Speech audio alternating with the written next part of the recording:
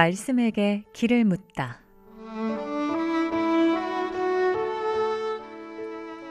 인생의 모든 문제, 하나님 말씀에 답이 있습니다. 성경 말씀 속에서 인생의 길을 찾는 시간.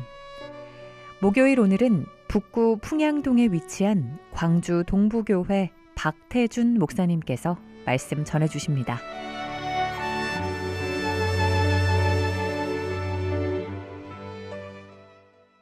안녕하십니까. 극동방송 청취자 여러분. 하나님의 말씀 앞에 마음을 여신 여러분 모두를 주님의 이름으로 축복합니다. 지금 이 시간이 여러분의 삶에 하나님의 사랑과 구원의 은혜가 깊이 임하는 시간이 되기를 소망합니다. 지난 시간에는 여러분들은 기도할 때 죄인으로 기도하시는지 아니면 의인으로 기도하시는가에 대한 질문을 중심으로 말씀을 나누었습니다. 많은 분들이 기도를 할 때 이 죄인을 용서해 주시옵소서 또는 이 죄인 예수 그리스도의 이름으로 기도드립니다 라고 기도하곤 합니다. 물론 예수 그리스도를 믿는 그리스도인들이라고 하더라도 일상의 삶을 살아갈 때 죄를 짓지 않고 살아갈 수가 없습니다. 그리고 우리가 지은 죄들을 하나님 앞에 자백하고 회개해야 하는 것이 당연하고 꼭 필요한 것입니다. 하지만 현실적으로 우리는 모든 죄를 다 깨닫고 다 회개하며 살지 못합니다. 그래서 겸손한 마음으로 하나님 이 죄인을 용서해 주시옵소서라고 기도할 수 있습니다. 그런데 여러분, 하나님께서 우리를 보실 때 과연 어떻게 보실지 한 번쯤 생각해 보신 적이 있으십니까? 이제 곧 성탄절이 다가옵니다.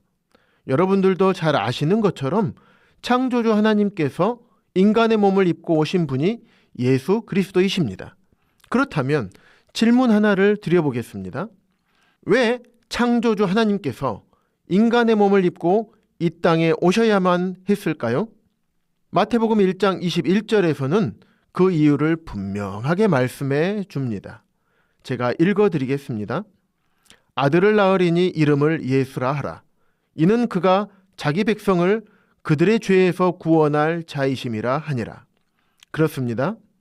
하나님께서 창조하신 우리 모두, 또 지금 이 방송을 듣고 계시는 여러분들과 저를, 이 세상의 모든 사람들을 그들의 죄에서 구원하시기 위해서 이 땅에 오신 것입니다. 구원이라는 단어는 중국어 성경에서 구출로 번역되어 있습니다. 내 힘으로는 도저히 빠져나올 수 없는 그런 위험한 상황에서 어떤 큰 힘을 가진 누군가가 나를 구해주는 것을 의미합니다. 예를 들면 깊이 잠들어 있는 새벽 시간, 집에 불이 났습니다. 밖으로 피하고 싶었지만 불이 현관 쪽에서부터 크게 나서 도저히 빠져나갈 수가 없는 상황입니다. 그때 우리가 할 수 있는 것은 하나입니다. 살려주세요. 119에 전화하고 소방관이 오기만을 기다리는 방법밖에 없었습니다. 그리고 소방관이 사다리차를 타고 와서 구출해 준다면 우리는 불에서 구원받았다라고 말할 수 있습니다. 이처럼 하나님을 떠난 죄인이 어떻게 자기 힘으로 스스로 그 죄에서 벗어날 수 있겠습니까? 그래서 하나님께서는 독생자이신 예수 그리스도를 죄인의 구주로 보내신 것입니다. 완전한 신이신 하나님께서 완전한 인간으로 이 땅에 오신 것입니다. 조심스럽지만 이렇게 비유해 볼 수 있습니다. 사람으로 살던 존재가 어느 날 갑자기 개미가 되어 살아야 한다면 얼마나 불편하고 고통스럽겠습니까?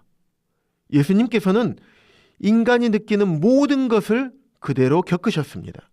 기쁨과 슬픔, 추위와 더위, 배고픔과 아픔, 모욕, 수치까지 모두 당하셨습니다.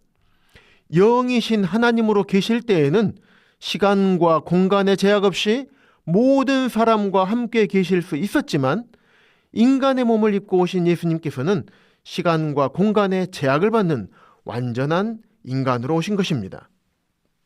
예수님을 잡으러 오는 무리들이 강도를 잡는 검과 몽치를 들고 예수님을 잡으러 왔을 때 그들을 한 방에 물리칠 수도 있었지만 예수님은 그렇게 하지 않으셨습니다. 창조주 하나님이신 그분께서 죄인을 위해 이 땅에 오셔서 받으신 취급은 상상을 초월합니다. 누가복음 22장 63절부터 65절에서는 이렇게 기록하고 있습니다. 지키는 사람들이 예수를 희롱하고 때리며 그의 눈을 가리고 물어 이르되 선지자 노릇하라. 너를 친 자가 누구냐 하고 이외에도 많은 말로 욕하더라. 상상해 보시기 바랍니다.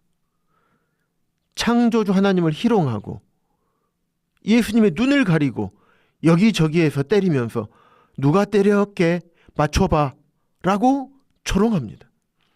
게다가 수많은 욕설을 퍼부었습니다. 또한 예수님의 머리에 팔레스타인 지역에서 자라는 억센 가시로 만든 면류관을 씌우고 침을 뱉고 조롱하면서 뺨을 때렸습니다. 게다가 예수님을 때렸던 채찍은 일반 채찍이 아닙니다. 39가닥의 가죽끈 끝에 날카로운 뼈 조각과 납, 작은 쇠구슬 등이 박혀있는 채찍입니다. 이것들이 예수님의 몸을 휘감을 때마다 멍이 들고 살이 찢겨나가는 고통을 받으신 것입니다. 3세기 역사가인 유세비우스는 이 장면을 이렇게 기록하고 있습니다. 주변에 서 있던 사람들은 채찍질을 당하는 사람이 채찍질로 인해 혈관들이 밖으로 드러났고 근육, 뼈, 그리고 창자의 일부가 밖에서도 다 보이도록 드러나는 모습을 보고 경악했다. 대부분의 사람들은 십자가에 달리기 전 이 채찍형으로 대부분 죽는다고 합니다. 그렇게 온몸이 갈기갈기 찢긴 상태에서 십자가를 지고 골고다 언덕을 오르셨고 양손과 발에 못이 박힌 채 6시간 동안이나 매달리셨습니다. 그리고 마지막 한마디 다 이루었다라고 말씀하시고 돌아가신 것입니다. 다 이루었다는 말의 의미는 다 갚았다라는 의미입니다. 이 세상의 모든 사람의 모든 죄값을 예수님께서 십자가의 죽으심으로 다 갚았다라는 말씀입니다. 죄의 빚을 다 청산했다라는 창조주 하나님의 선언인 것입니다. 예를 하나 들어보겠습니다. 어떤 사람이 큰 빚을 졌는데 도저히 갚을 수가 없었습니다. 그래서 감옥에 갈 수밖에 없는 상황이 되었습니다. 그런데 그 이야기를 들은 아버지께서 그 빚을 전부 대신 갚아주었습니다. 그러면 그 사람이 갚아야 할 빚이 있습니까? 그 사람은 빚으로 인해서 감옥에 가야 하는 것입니까? 그렇지 않습니다. 아버지께서 그 빚을 대신 갚았기 때문에 아들이 갚을 필요가 없는 것입니다. 베드로전서 2장 24절은 이 사실을 이렇게 말씀합니다. 친히 나무에 달려 그 몸으로 우리 죄를 담당하셨으니 이는 우리로 죄에 대하여 죽고 의에 대하여 살게 하려 하심이라. 그가 채찍에 맞음으로 너희는 나음을 얻었나니 라고 말씀하고 있습니다. 아들이 갚아야 할 빚을 아버지가 대신 갚아주신 것처럼 죄인인 우리가 갚아야 할 죄의 값을 하나님의 아들이신 예수 그리스도께서 대신 갚아주신 것입니다. 그 선언이 바로 요한복음 19장 30절에 있는 다 이루었다는 말씀입니다. 히브리서 9장 12절에서도 이 사실을 다시 한번 확증합니다. 염소와 송아지의 피로 하지 아니하고 오직 자기의 피로 영원한 속죄를 이루사 단번에 성소에 들어가셨느니라. 자기의 피는 누구의 피입니까? 십자가에 달리신 예수 그리스도의 피입니다. 예수 그리스도의 피로 영원한 속죄를 이루신 것입니다. 2000년 전에 이미 지금의 시대를 살아갈 우리 모두의 죄를 또 지금 이후의 시간에 지을 모든 죄까지도 이미 다 갚아주신 것입니다. 이것이 하나님의 은혜이며 선물입니다. 이 놀라운 선물을 예수 그리스도를 믿는 믿음으로 우리에게 주신 것입니다. 에베소서 2장 8절입니다. 너희는 그 은혜에 의하여 믿음으로 말미암아 구원을 받았으니 이것은 너희에게서 난 것이 아니요 하나님의 선물이라. 사랑하는 극동방송 가족 여러분, 주 예수님께서는 이 땅에 죄인의 구주로 오셨습니다. 그리고 모든 사람들이 예수 그리스도를 믿음으로 영생을 얻기를 바라십니다. 혹시 이 놀라운 하나님의 선물을 아직까지 받지 않으신 분이 계시다면 2025년이 가기 전에 바로 이 시간에 예수님을 믿음으로 영접하시고 영생의 선물을 받게 되시기를 주님의 이름으로 축복합니다. 그리고 이미 예수 그리스도를 믿으신 거듭난 모든 방송가족 여러분, 우리에게 영생을 얻게 하신 놀라우신 하나님을 찬양하고 그분께만 영광을 돌리는 삶을 살아가게 되기를 주님의 이름으로 축복합니다.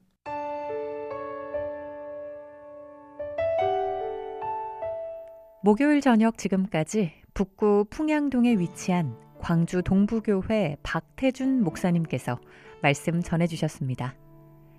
방송 듣고 신앙생활에 도움받기 원하시는 분은 010-4120-8007번 010-4120-8007번 광주 동부교회로 연락주시거나 062-373-1000번 광주 극동방송으로 전화주시기 바랍니다.